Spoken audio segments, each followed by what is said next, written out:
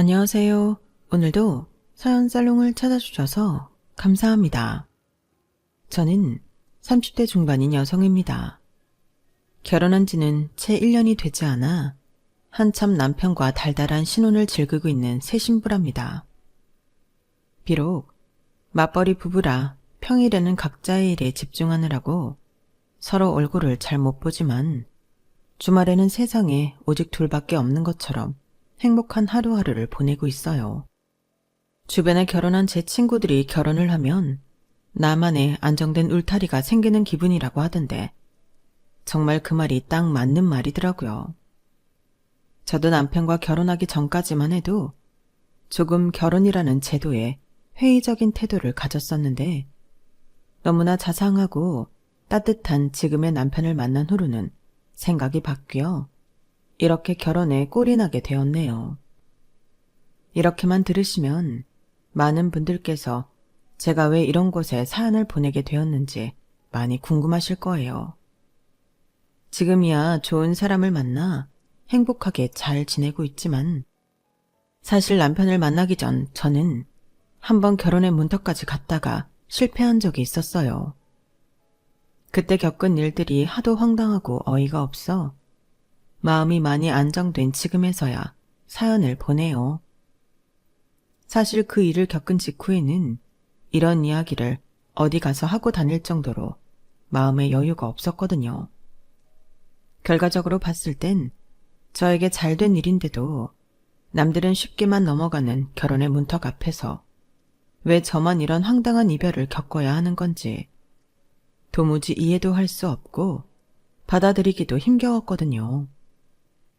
지금의 남편을 만나기 전 저는 전에 결혼을 약속했던 사람과는 5년이라는 긴 기간을 만나왔어요. 사귀기 전에 알고 지냈던 기간까지 치면 20대 시절의 절반 이상을 누구보다 의지하고 가깝게 지내온 만큼 자연스럽게 그 사람과 앞으로의 미래까지 그리게 됐죠. 저랑은 다르게 똑부러지고 자기 밥그릇은 기가 막히게 잘 챙기는 야무진 사람이라 좀 더 의지했던 것 같아요. 제가 심리적으로 무너지는 순간마다 이성적으로 절 붙잡아 줬기에 저의 단점을 보완해 줄 수 있는 사람이라는 생각이 들었어요. 저희 부모님도 남자친구가 그런 사람이라 좋아했고요. 오빠, 우린 언제 결혼할까? 응? 결혼? 무슨 벌써 결혼 얘기야. 나야 그렇다 쳐도 넌 나이도 아직 어리잖아. 29인데 어리긴 뭐가 어려. 나도 이제 슬슬 결혼 준비는 해야지. 우리 사귀기도 오래 사귀었고. 야, 아직 앞자리 2면 한참 남았지. 요즘 사람들 다 결혼 늦게 하는 거 몰라? 여자들도 앞자리 3 찍어야 결혼할까 말까 얘기한다던데. 너는 뭐 벌써 결혼 타령이냐? 그거 뭐 조금 더 빨리 한다고 우리한테 뭐가 더 떨어지기를 하나? 더 좋을 것도 없는데 뭐하러 서둘러? 좋은 게 왜 없어? 우리 어차피 이렇게 지내는 거 하루라도 빨리 결혼해서 집도 합치고 같이 살고 하면 좋지 않아? 매번 이렇게 밖에서 만나는 거 힘들 때도 있잖아. 그리고 남자들이야 별 차이 없을지 몰라도 여자들은 아니지. 애 가지려면 1년이라도 빨리 결혼해서 신혼 즐기고 아이 계획 세우는 게 낫대. 출산도 출산인데 낳고 나서 육아할 때 체력이 한 살 한 살 다르다고. 아니, 우리가 애를 낳을지 안 낳을지도 모르는데 무슨 벌써부터 그런 걱정을 해. 막말로 우리 사이에 애가 안 생길 수도 있는 거잖아. 응? 그게 무슨 소리야? 오빠는 결혼하면 아이 가질 생각이 없어? 애는 무슨 애야. 나 아직 결혼 생각조차 안 해봤어. 이렇게 갑작스럽게 다 추진하려고 하니까 나야말로 좀 당황스럽다. 넌 나이만 차면 그냥 결혼하는 거야? 애도 낳고? 너 뭐 준비는 됐어? 무슨 준비? 경제적 준비건 마음의 준비건 다 됐냐고. 설마 대책 없이 나한테 결혼하자고 조르는 건 아니지? 아니, 조르다니. 오빠, 무슨 말을 그렇게 해? 우리가 그런 얘기를 본격적으로 나눠본 적은 없지만 난 당연히 오빠랑은 결혼하는 거라고 생각했어. 그래서 많은 액수는 아니지만 결혼 자금도 어느 정도 모아뒀고 마음의 준비는 진작 다 해놨지. 근데 오빠는 아니었나 보네. 오빠 뭐 나랑 결혼하는 거 말고 다른 인생의 계획이 있었나 봐? 가볍게 미래를 그려보기 위해 꺼내본 이야기라 솔직히 남자친구가 이런 반응일 거라곤 상상도 못했었기 때문에 저도 기분이 확 상하더라고요.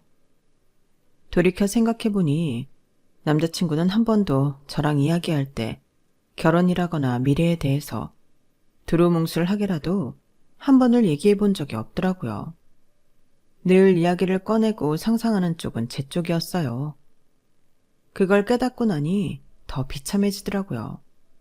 5년이나 사귀었는데도 저와 미래를 꿈꾸지 않는다고 생각하니 지난 세월들이 허무하게 느껴지고 두려웠어요. 그때까지만 해도 제가 이 사람 말고 다른 좋은 사람을 만날 수 있을 거란 생각을 전혀 못했거든요. 그래서 저도 모르게 그 자리에 주저앉아서 엉엉 울었어요. 이러면 안 된다 생각이 들면서도 배신당한 기분에 눈물이 절로 솟구치더라고요. 남자친구는 당황했는지 얼른 저를 안아줬지만 이미 상처받은 마음은 쉽사리 나아지지 않더라고요. 왜 그래? 울지 마. 난 그냥 우리가 한 번도 결혼 얘기를 해본 적 없었는데 갑자기 네가 결혼이니 애니 그런 얘기를 꺼내서 좀 당황했던 것뿐이야. 나랑 한 번도 생각 안 해본 거지? 우리가 결혼 얘기를 안 하긴 뭘 안 해. 내가 늘 했었는데. 오빠가 제대로 안 들어서 그런 거겠지. 알겠어. 미안해. 네가 결혼을 원하는 줄은 몰랐어. 오늘 알았으니까 나도 오늘부터 제대로 진지하게 한번 생각해 볼게. 어? 그러니까 울지 마. 지금 생각해보면 제가 당시 그 사람을 많이 좋아했었나 봐요. 참 사랑이 뭔지. 앞으로 진지하게 생각해보겠다는 말에 눈물이 멎더라고요. 저는 어린 시절부터 제 가정을 꾸려 화목한 가정의 울타리 안에서 살아가는 게 꿈이었기 때문에 결혼과 아이가 없는 미래는 상상조차 해본 적이 없었어요. 물론 남자친구와 연애하는 동안 그런 것에 관심이 좀 없어 보이기는 했지만 제가 먼저 얘기를 꺼냈을 때 딱히 부정적인 의사를 표현했던 적도 없었고 그때야 어렸으니 결혼이 너무 먼 이야기라 반응이 시큰둥 한 줄로만 알았죠. 그런데 제가 20대 후반, 그 사람이 30대 초반인데도 결혼 생각을 안 해봤다고 하는 부분에서 나와 어쩌면 인생관이 많이 다른 사람일 수도 있겠구나 싶은 불안감이 엄습하더라고요. 그래서 주변에 결혼한 언니 오빠들에게 많이 조언을 구하기도 했어요. 언니, 근데 언니네 남편은 원래 아기 되게 싫어했다고 하지 않았어? 그랬지. 길 가다 애기 우는 소리만 들어도 경기 일으켰던 사람이야. 그런데 어떻게 설득했어? 처음에는 낳기 싫어해서 많이 싸웠다면서. 신혼 때는 진짜 그걸로 말도 아니게 싸웠지. 결혼 전에는 되게 두루뭉술하게 애가 있으면 좋고 아니면 말고 식으로만 얘기했었거든. 근데 막상 결혼하니까 그제서야 아이 키우기는 자신이 없다고 하는 거 있지? 그럼 난 어떡하라고. 나는 아이 낳을 거 생각하고 결혼한 건데 죽어라고 싸워서 내가 꺾었지. 근데 세상에 그렇게 쌍심지를 켜고 반대하던 사람이 막상 우리 유나 낳으니까 그렇게 이뻐 죽으려고 한다? 남자들도 이런 거 보면 다 본능적으로 부성애가 있어서 자기 새끼는 예뻐한다니까? 좀 힘들겠지만 너도 어떻게든 고집 좀 꺾어봐. 나중에 너 애 못 낳을 나이 다 돼서 후회해봐야 아무 소용없다? 그렇긴 하지. 에휴, 근데 나는 결혼 생각도 있는 건지 없는 건지 5년을 사귀었는데도 도무지 그 사람 속을 모르겠어. 생각해보겠다고 한 지 벌써 몇 달이 지났는데 그 뒤로 아무 말도 없어. 갑자기 생각하려니 본인도 머리 터지겠지. 30대 초반이면 결혼 얘기가 서로 나오고도 남는 시기인데 너 얘기 꺼내기 전까지 말 안 했을 정도면 진짜 별 생각 없었을 수도 있어. 그래도 남자들은 여자들이 닥달하면 다 하게 되어 있다. 잘 구슬려서 이야기 나눠봐. 알겠어. 결혼한 언니 오빠들 말론 헤어질 거 아니면 한쪽이 밀어붙이면 밀어붙이는 쪽에 맞춰주게 되어 있다고 조언을 해주더라고요. 그렇게까지 밀어붙이고 싶진 않았지만 이 사람의 속마음이 궁금하기는 했어요. 남자친구를 사랑하긴 했지만 이 사람이 저와는 전혀 다른 미래를 꿈꾸는 사람이라면 한시라도 빨리 제 인생을 위한 결정을 내려야 한다고 생각했거든요. 마찬가지로 헤어지든 그 사람을 설득하든요.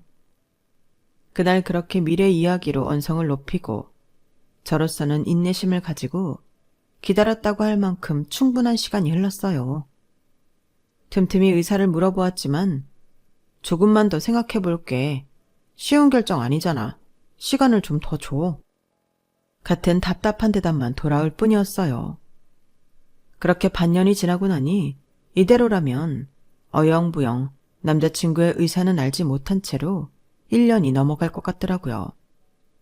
그렇다고 붙잡고 또 꼬치꼬치 의사를 물어보자니 싸움이 날 것 같아 저도 쉽사리 이야기를 붙이지 못하겠더라고요. 그래서 고민 끝에 결심을 했어요. 차라리 제가 프로포즈 하는 걸로요. 남자친구가 고민하는 동안 저도 참 많은 고민을 했거든요. 남자친구보다는 제가 결혼이든 아이든 훨씬 더 원하는 게 분명하니 마냥 기다리지만 말고 확실히 결판을 내야겠다 싶었어요. 그냥 묻기만 하면 회피만 하니 차라리 결정적으로 프로포즈를 하면 대답을 확실하게 해줄 것 같았어요. 요즘은 옛날처럼 꼭 남자만 프로포즈 하는 게 아니라 여자도 남자에게 프로포즈를 많이 하는 추세라 별로 거리낄 건 없었죠. 그렇게 남자친구와 잠깐 여름 휴가로 떠난 국내 여행에서 저는 호텔에 프로포즈 이벤트를 미리 준비해뒀어요. 방은 저희가 도착하기 전부터 미리 예쁘게 꾸며져 있었고 남자친구가 먼저 키로 문을 열고 들어가는 순간 저는 뒤에서 폭죽을 터뜨렸죠. 방에 불이 들어오자 남자친구는 휘둥그레한 얼굴을 했어요. 이게 뭐야? 뭐긴 프로포즈지. 오빠, 나랑 결혼해 줄래? 저는 준비해왔던 시계를 꺼냈어요. 평소에 남자친구가 좋아하던 브랜드의 시계였죠. 정말 저 나름대로 큰맘 먹고 준비한 이벤트였어요. 남자친구는 아니나 다를까 시계를 보자마자 감격에 찬 얼굴로 저를 껴안더라고요. 아니, 뭐 이런 걸 다 준비했어. 오빠가 하도 대답을 안 해주니까 답답해서. 나랑 결혼해 줄래? 그 와중에도 남자친구는 쉽사리 바로 대답을 하지 못하더라고요. 솔직히 자존심이 확 상했지만 묵묵히 남자친구의 대답을 기다렸어요. 어차피 거절을 당하더라도 결판을 내기 위한 거나 다름없었던 프로포즈라 제가 달게 받았었어야 했죠. 그래, 내가 너무 많이 망설였지. 너도 나도 이제 곧 결혼 정년기에 접어드는 나이이기도 하고 나도 너처럼 오래 만난 여자는 처음이야. 결혼하자. 프로포즈는 남자가 해야 하는데 이렇게 먼저 용기 내줘서 정말 고마워. 내가 앞으로 정말 잘할게. 약간의 침묵 끝에 남자친구의 입에서 나온 대답은 정말 감동적이었어요. 그 잠깐의 침묵이 어찌나 길게 느껴지는지 저는 혹여나 거절당하는 거 아닐까 싶어서 정말 불안하고 초조했어요. 남자친구의 대답을 듣고 나서야 긴장감이 확 풀리면서 울음이 터지더라고요. 왜 울어? 내가 미안해. 우리 결혼해서 행복하게 살자. 앞으로 행복하게 살 일만 남았어. 다시는 안 울릴게. 그만 울어. 그렇게 약간의 우여곡절 끝에 저희는 양가 부모님께 결혼의 뜻을 알리고 본격적인 결혼 준비를 시작하게 됐어요. 오랫동안 사귄 사이라 양가 부모님께서 서로의 존재를 알고 있기는 했지만 가끔 남자친구를 집에 데리고 와 고기를 구워 먹이던 저희 엄마와는 달리 남자친구네 부모님께서는 결혼도 안 한 여자친구를 소개받는 걸 많이 불편해하고 꺼려하셨어요. 그래서 저는 한 번도 남자친구네 부모님을 뵌 적이 없었죠. 됐어. 어차피 결혼하면 보기 싫어도 봐야 하는데 뭐하러 결혼 전부터 봐? 차라리 잘 된 거야. 너 그거 인사 한 번 가면 매년 생신이니 명절이니 아예 모른 척 할 수 있어? 그것도 그것대로 말 나온다?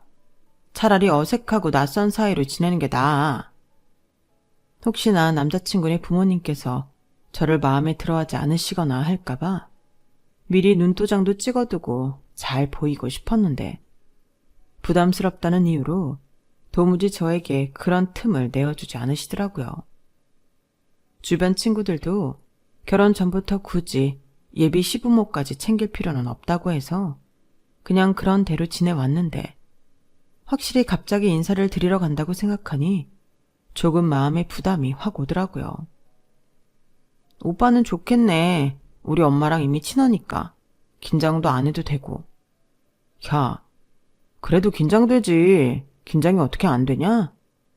뭐 우리 엄마야 이제 와서 반대할 리도 없고 나는 두 분 다 처음 뵙는 거고 또 혹시 모르니까. 에이, 무슨 그런 말을 해. 괜찮아. 내가 다 말 잘해놨으니까 걱정하지 마. 알겠어.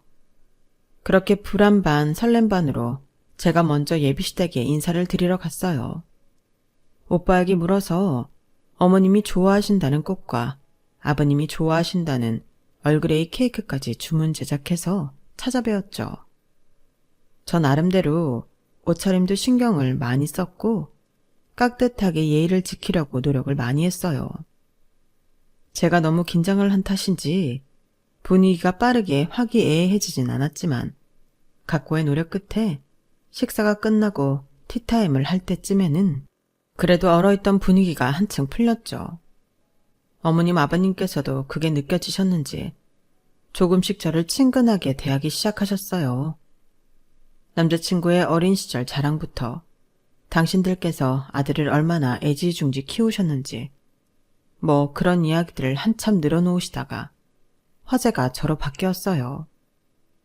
저에 대해 이것저것 물으시길래 성실하게 대답해드리고 있는데 예상치 못한 질문이 훅 들어오더라고요. 아, 맞다. 아버지가 돌아가셨다면서? 네? 아, 네. 이런 거 물어봐도 되나? 어쩌다 돌아가신 거야? 그 질문을 들으니 정말 반사적으로 남자친구를 쳐다보게 되더라고요. 왜냐하면 제가 이 이야기를 꺼내는 것 자체가 너무 상처라 불편하게 여기는 주제였고 그만큼 예민하게 굴고 스트레스 받는다는 걸 남자친구는 알고 있었기 때문에 당연히 이 점에 대해서는 눈치껏 미리 부모님께 이야기를 드렸을 거라 생각했거든요. 사실 이건 정말 꺼내기 어려운 이야기지만 저희 친정아빠께서는 제가 중학생 때 간 여름 휴가에서 바다에 빠진 저를 구하시려다 돌아가셨어요. 구조대원이 빨리 발견을 해서 저는 살았지만 아빠는 갑자기 높아진 파도 때문에 구조되는데 시간이 지체되어 숨을 거두신 후에야 겨우 찾을 수가 있었어요. 정말 어디 재난 영화에나 나올 것 같은 모습이지만 그게 저에게는 실제로 일어난 일이었고 아직까지도 정말 꿈처럼 비현실적이면서 한편으로는 어제 일어난 일처럼 생생하기도 해서 말로 꺼내는 게 무척이나 힘들었어요. 제가 그 사건을 직접 입으로 뱉으면 그게 너무 저한테 일어난 일이라는 게 사실적으로 느껴져서 패닉이 왔거든요. 그 사건으로 인해 저는 바다도 오랫동안 못 쳐다보고 바닷가 근처로는 가지도 않게 되었어요. 물놀이라면 경기를 일으킬 정도로 공포스러워했고요. 친한 친구들조차도 저와 정말 가까운 소수만이 아는 사이였고 남자친구와도 3년을 만난 끝에야 겨우 사실대로 이야기를 꺼낼 수 있었을 정도로 저에겐 정말 예민한 이야기였어요. 남자친구 쪽에서 알아서 시부모님께 이야기를 전달했다거나 그렇지 않더라도 나서서 이런 질문은 제지해 주기를 원했는데 남자친구는 멀뚱하게 입 다물고 가만히 있더라고요. 솔직히 좀 짜증이 치밀었지만 결혼을 하고 가족이 되어야 하는 자리에 거짓말이나 둘러대는 건 좋지 않다는 생각이 들어 그냥 이번 한번 마음 단단히 먹고 이야기해야겠다고 생각했어요. 이제는 시간이 많이 지나기도 했고 언제까지 과거에 얽매여 살 수도 없었으니까요. 저희 아빠는 어렸을 때 바다에서 놀다가 물에 빠진 절 구하시려다가 돌아가셨어요. 어머나 세상에, 정말이야? 아니, 수영도 못하는 양반이 딸을 구하겠다고 뛰어드신 거야? 별로 이 주제에 대해 자세히 이야기하고 싶지 않았는데 시어머니께서 호들갑을 떨며 물어보시니 대답 안 하고 넘어가기도 난감하더라고요. 아니요, 아빠는 수영을 잘하셨는데 갑자기 파도가 높아져서 휩쓸리셨어요. 구조대원은 뭐하고? 그럼 너는 어떻게 살았어? 너 구하고 돌아가신 거야? 어머님, 죄송한데 이 이야기는 너무 자세히 하고 싶지는 않아서요. 이야기하면 자꾸 그때 생각이 나서 조금 힘들어요. 아유, 그래. 미안하다. 근데 이런 경우는 내가 처음 봐서 그래. 아니, 세상에. 아무리 살다 보면 별일이 다 있다지만 어떻게 돌아가셔도 그렇게 돌아가시니? 평범하게 교통사고암 이런 것도 아니고. 네, 그러게요. 생각만 해도 트라우마가 몰려오는 기분이라 시선을 피하고 말끝을 흐리는데도 어머님은 멈추시지 않더라고요. 엄마, 좋은 얘기도 아닌데 그만하세요. 다른 거 물어보세요. 아유, 그래, 미안하다. 어디 가서 잘 들을 수 없는 얘기다 보니 궁금해서 나도 모르게. 그래, 딴 얘기하자. 남자친구는 제 상태가 이상하다는 걸 알아차렸는지 뒤늦게 나서더라고요. 그제서야 저는 숨막히는 아빠 얘기를 그만두고 다른 이야기로 넘어갈 수 있었어요. 그래도 한동안 살짝 멍하더라고요. 어떻게 시간이 흘러갔는지도 모를 만큼 정신없이 그렇게 첫인사가 끝나갈 때쯤이었어요. 어머님이 갑자기 저를 손짓으로 조용히 부르시더라고요. 예, 정말 미안하다만. 그래서 너는 어떻게 살았다고? 내가 이거 모르고 넘어가면 밤에 잠이 안 올 것 같아서 그런다. 네? 그렇게 얘기하기 싫은 티를 냈는데 마지막까지 저를 붙잡고 기어이 그걸 물어보시니 정말 황당하고 어이가 없더라고요. 제 표정이 눈에 띄게 안 좋아지니 멀리서 남자친구가 뭔가 눈치챘는지 얼른 저를 데리러 오더라고요. 얼른 가자. 데려다 줄게. 저는 집으로 돌아가는 차 안에서 정말 펑펑 울었어요. 남자친구도 연신 미안하다며 사과를 했지만 모든 게 밉고 원망스러웠어요. 한편으로는 제가 이런 집에 시집을 가는 게 맞는 걸까? 고민이 되더라고요. 이런 제 마음을 읽은 건지 남자친구가 선수를 치더라고요. 설마 오늘 일 때문에 나랑 결혼 안 하겠다거나 그런 건 아니지? 결혼하면 저럴 일 절대 없게 내가 잘할게. 엄마가 워낙 궁금한 걸 못 참는 성격이라 그래. 오늘 일은 내가 대신 사과할게. 처음엔 정말 결혼을 다시 생각해봐야 하나 싶을 정도로 화가 나고 당황스러웠는데 시간이 지나 남자친구의 위로와 설득을 듣다 보니 마음을 다잡자는 쪽으로 기울었어요. 남자친구가 어머님께 민감한 부분은 저 대신 이야기하기로 했고 궁금한 부분이 해결되면 저한테 다시는 그 질문에 대해 꺼낼 일이 없을 거라는 게 그 사람의 의견이었어요. 듣다 보니 틀린 말도 아닌 것 같고 결혼 상대의 가정사에 대해 알고 싶은 마음도 어느 정도는 이해됐기에 마음을 잘 추스르려 노력을 했죠. 그렇게 잠시 중단될 뻔했던 결혼 준비가 이어져 상견례 날까지 왔어요.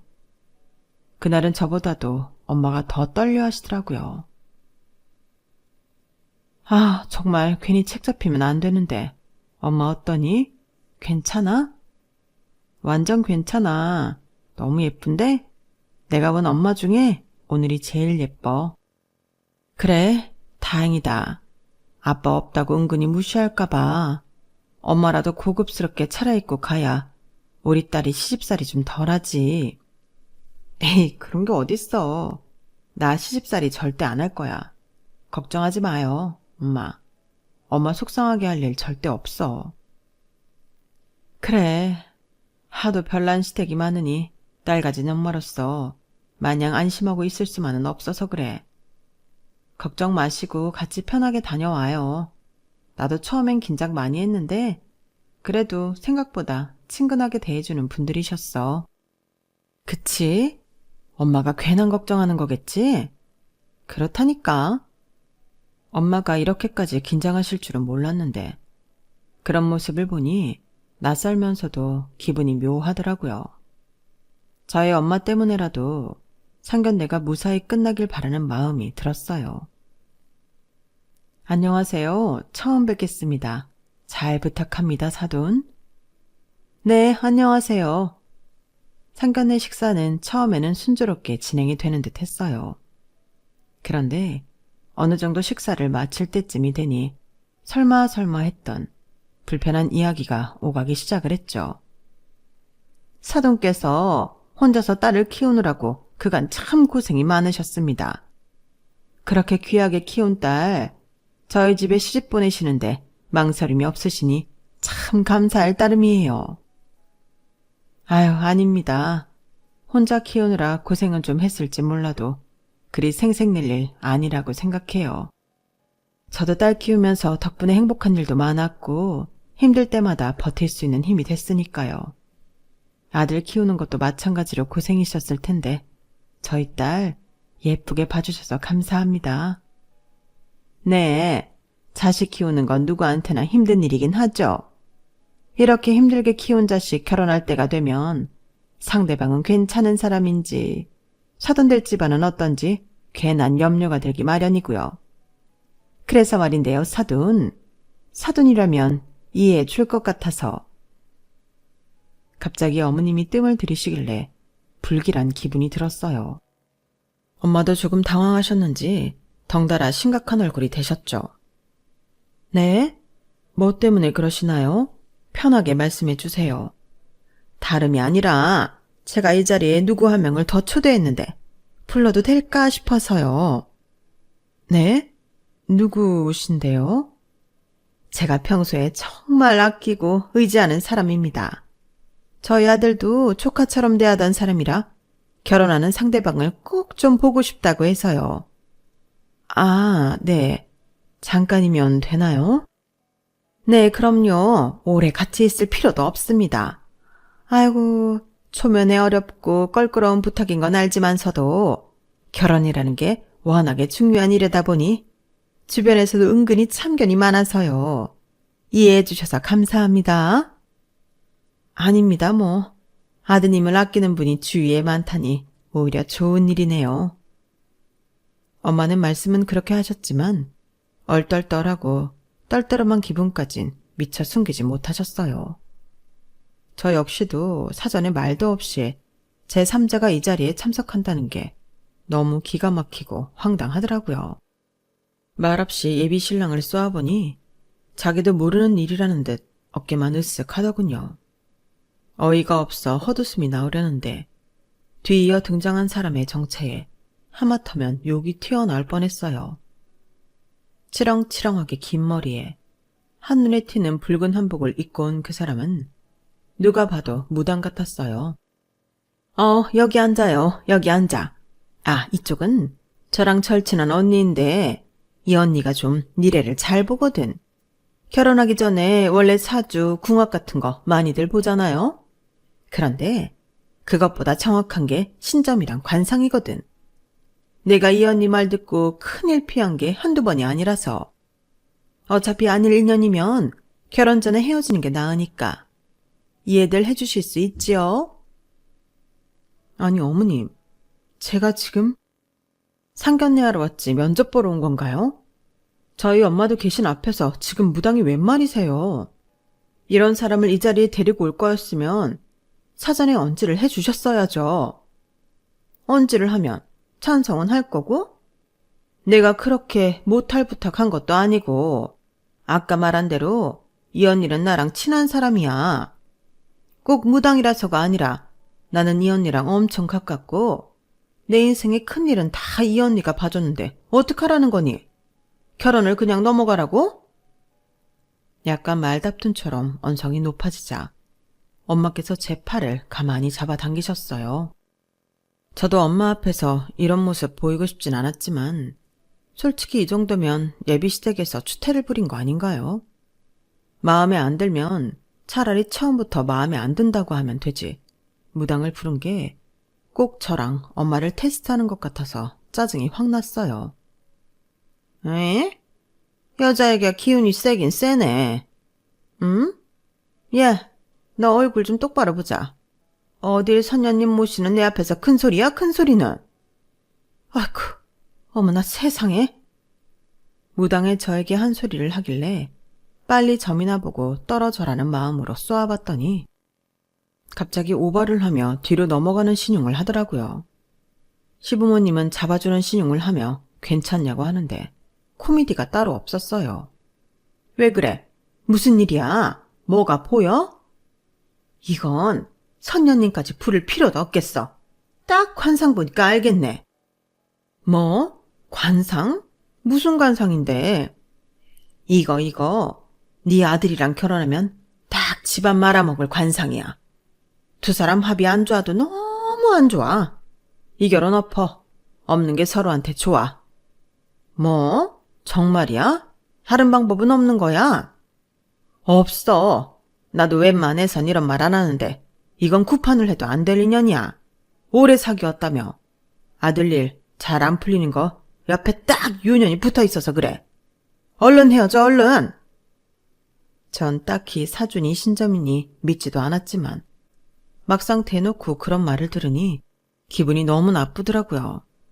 그래서 저도 모르게 자리를 박차고 일어나 엄마 손을 잡아 끌었어요. 그런데 엄마가 제 손을 뿌리치더라고요.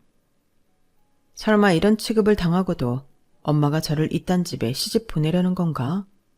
실망스러운 기분이 들어 엄마를 돌아봤는데 엄마 시선이 무당한테 꽂혀 있더라고요. 당신이 선녀님을 모시든 신령님을 모시든 상관없지만 남의 집 귀하디 귀하게 키운 딸내미한테 집안 말아먹을 관상이라니 말이면 다야? 막말로 저 집 아들내미 일 안 풀린 건 저 아들놈 문제지 왜 내 딸 탓을 해? 그렇게 따지면 세상 만사 다 남 탓하고 살면 되겠네. 남의 집 귀한 날 와서 혼사 맞고 재수없는 소리만 해대는데 이딴 인간 말 듣고 그동안 큰일 피하면서 살아왔다고? 참, 사돈 수준도 알만하네. 나도 이런 미신이나 맹신하는 집안엔 우리 딸 못 보내니까 결혼 없죠. 미쳤다고 이런 집에 내 딸을 시집 보내? 굴러들어온 복덩이를 제 발로 차는 것도 분수가 있지. 내 딸 아까워도 딸이 좋다니까 참고 보내려고 했더니 선을 넘어도 더럽게 시계 넘네. 뭐라고? 언니 말이 맞네. 아까까지 얌전 떨던 사람은 어디 가고? 저 성질머리 좀 보소. 이제 와서 딸 결혼 못 시킬 것 같으니 본성을 드러내네? 소름 돋아. 인간이 이렇게 겉으로 봐서는 하나도 믿을 구석이 없으니까 내가 점을 보지. 내가 괜히 점 보러 다니는 줄 알아? 다 당신 같은 인간들 피하려고 그런 거야. 삿대질하며 흥분하는 시어머니를 놔두고 엄마께서는 제 손을 잡고 자리를 나오셨어요. 너 이 결혼 절대 안 된다. 나중에 혹시라도 진정되고 나서 날 설득할 생각은 말아라. 저도 그럴 생각 없어요, 엄마. 오늘 일은 무슨 TV 프로그램에 나올 얘기지. 저런 유별난 집에 어떻게 시집을 가요? 진짜 기가 막혀서. 그리고 네 예비신랑 그것도 아주 몹쓸 놈이야. 그 무당년이 네 욕하고 면박 줄 때 그놈 표정을 유심히 봤는데 별로 기분 상해 보이지도 않고 그러려니 하고 멍청하게 듣고만 있더라. 널 정말 아끼는 사람이 그런 소리를 듣고만 있어? 엄마처럼 화가 나서 날뛰어야 정상이지. 그놈도 안 될 놈이야. 사랑만 받고 살아도 모자랄 우리 딸이 그런 맹한 놈한테 가서 그런 경우도 없는 시부모님으로부터 보호도 못 받고 살 걸 생각하면 안 되지. 절대 안 되지. 뭐 그 무당 사람 볼 줄 알아? 내 나이도 60 가까이 됐는데 사람 척하면 척이야. 하도 황당하고 정신없는 상황이라 예비신랑 표정까지 볼 정신은 없었는데 엄마는 그 와중에 남편이 어떻게 반응하는지를 살피셨나 봐요. 저를 아끼는 사람인지 아닌지를 그 상황을 보고 바로 판단하신 것 같았어요. 그 얘기를 듣고 나니 늘 결혼에 뜨뜻미지근했던 예비신랑의 태도가 떠오르더라고요. 그럴 리 없다고만 생각해 왔는데 역시 이 결혼은 저 혼자 하고 싶어 안달나서 하는 결혼인 건가 싶은 생각이 들어 씁쓸하더라고요. 하지만 저렇게 세계 선을 넘은 이상 저도 남아있던 5년치 전까지 다 털리는 기분이 들었어요. 비록 허무맹랑한 무당의 말일 뿐일지라도 혹여나 결혼을 강행했다가 집이 기울거나 하면 전부 대 탓으로 돌릴 것 같다는 생각도 들고 부부싸움이라도 하게 되면 둘은 인연이 아니라는 말이 평생 머릿속을 따라다닐 것 같더라고요. 상견례가 이렇게까지 망한 이상 저도 더 이상 결혼을 하는 건 무리라는 생각이 들어 파혼을 했어요. 예비신랑은 몇 날 며칠 붙잡는 척을 하더니 한 달쯤 지나자 금방 나가 떨어지더라고요. 제가 헤어지자고는 했지만 함께 연애해온 시간에 비하면 턱없이 짧은 시간인데 그 시간만 가지고 저를 놓으려고 결심하다니 금방 놓아진다는 게 한편으로는 씁쓸하더라고요. 그래서 정말 인연이 아니겠구나 생각하며 저도 천천히 내려놨어요. 5년이라는 세월이 결코 짧은 세월이 아니니 그만큼 아프고 마음도 힘들었지만 별 수 있나요? 주변 친구들이 좋은 사람을 소개시켜주겠다며 나섰지만 당분간은 새로운 사람을 만나 무언가를 하는 것조차 감정 낭비로 여겨져서 거절했어요. 혼자 지내는 시간에 적응을 하는 과정이 하도 오랜만이라 외로우면서도 나쁘지만은 않더라고요. 그렇게 1년쯤 흘렸을까요? 친한 친구가 신년 운세를 보러 용하다는 무당집에 예약을 해놨다길래 따라가 주기로 했어요. 저는 무당이라면 신물이 나서 친구가 보는 걸 구경만 하려다가 예약이 워낙 힘든 집이라길래 먼 길 간 김에 같이 보기로 했죠. 너는? 차례를 기다려서 방으로 들어갔는데 세상에 그때 그 무당인 거예요. 순간 이게 뭐지 싶어서 반사적으로 밖으로 나가려는데 무당이 벌떡 일어나 저를 붙잡더라고요. 안 그래도 따로 이야기해 주려고 했는데 도저히 연락이 안 닿아서. 그날 일에 대해 긴히 해줄 얘기가 있으니까 일단 앉아봐. 불쾌했지만 의미심장한 말을 하니 궁금하긴 하더라고요. 대체 무슨 말을 하려고 그러나 싶어 못 이긴 척 자리에 앉았는데 무당 입에서 나오는 말들이 너무 놀랍더라고요. 이런 거 안 믿는다고 하면 할 말이 없지만 실은 내가 그날 그 자리에 나가기 전에 아침에 꿈을 꿨거든. 근데 웬 아저씨가 나와서 우리 딸 좀 말려달라는 거야. 우리 딸이 그놈이랑 결혼하면 안 된다고. 나보고 좀 말려달라고 한참을 붙잡고 오는데 내가 그 딸이 누군지 알아야 말이지. 그런데 내가 그날 딱 나갔는데 그 아저씨가 웬걸 너랑 똑 닮았더라. 그러고 나서 그 아들내미를 봤는데 글쎄 동생한테 말 안 한 여자를 숨기고 있는 것 같더라고. 여자가 둘이야. 여자가 둘. 그게 보이고 나니까 그 아저씨가 왜 그렇게 나한테 찾아왔는지 알겠더라고. 그게 정말이에요? 그렇다니까. 난 그쪽이 아버지가 돌아가신 것도 그날 그렇게 상견례 차리 쫑나고 알았어. 눈치는 진작 챘어도 다 듣고 나니까 확실하더라고.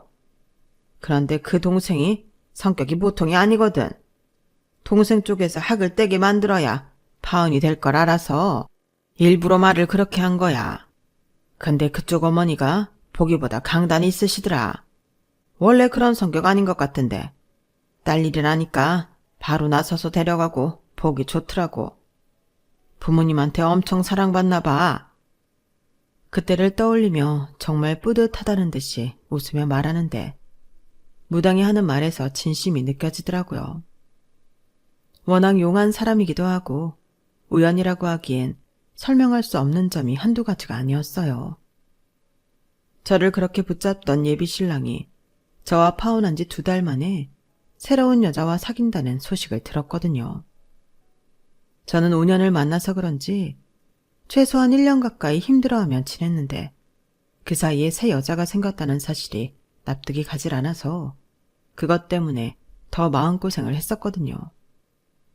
게다가 그 새로운 여자가 제가 알고 있던 직장 동료라서 혹시 그동안 양다리를 걸치고 있었던 건 아닌가. 엄청 소갈이도 했었고요. 그 인간이 실제로 저와 만날 때도 양다리를 걸치고 있었는지 아닌지는 모르겠지만 사귀던 기간 막판에 이성들과의 술자리로 저와 몇 번 싸운 적이 있었기 때문에 제 쎄한 촉이 맞아 떨어진 거란 생각이 들었어요. 결혼을 앞두고도 제가 싫다는데도 자꾸 여자 동료들과 그저 회사 동료일 뿐이라는 이유로 소수 술 약속을 잡는 게 영 마음에 걸렸었거든요. 지금 사귀고 있는 그 여자도 그 술 모임에는 꼭 참석을 하는 사람이었고요. 그렇게 자초지종을 듣고 나니 원망스럽기만 했던 그 무당에게 고마운 마음이 들더군요. 어쨌든 저희 집보다는 저쪽 집과 더 오래된 사이인데 꿈에 나타난 아빠 말만 듣고 저를 구해준 거나 다름이 없었으니까요. 그동안 오해한 게 미안해서 신년 운세를 보고 복비도 조금 더 얹어드렸어요. 운세를 보는 동안에도 제 과거를 턱턱 맞추는 게 정말 놀랍긴 하더라고요. 그 얘기를 듣고 나서 몇 주 뒤에 지금의 남편을 만나게 됐어요.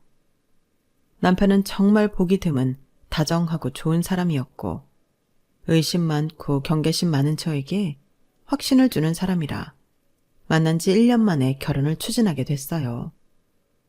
시부모님 되실 분들도 너무 젠틀하셔서 정말 결혼할 인연이 따로 있는 건가 생각이 들면서 아빠 생각이 사무치게 나더라고요. 결혼 전에 아빠한테 한번 찾아가야겠다 싶어서 혼자 조용히 아빠 묘에 다녀왔어요. 아빠, 나 이번엔 진짜로 결혼해요. 아빠 덕분에 진짜 괜찮은 사람 만난 것 같아. 이 남자는 아빠 마음에도 드는 거지? 아빠 묘 앞에 손수 해온 음식들을 두고 술을 따르고 큰 절을 올렸어요.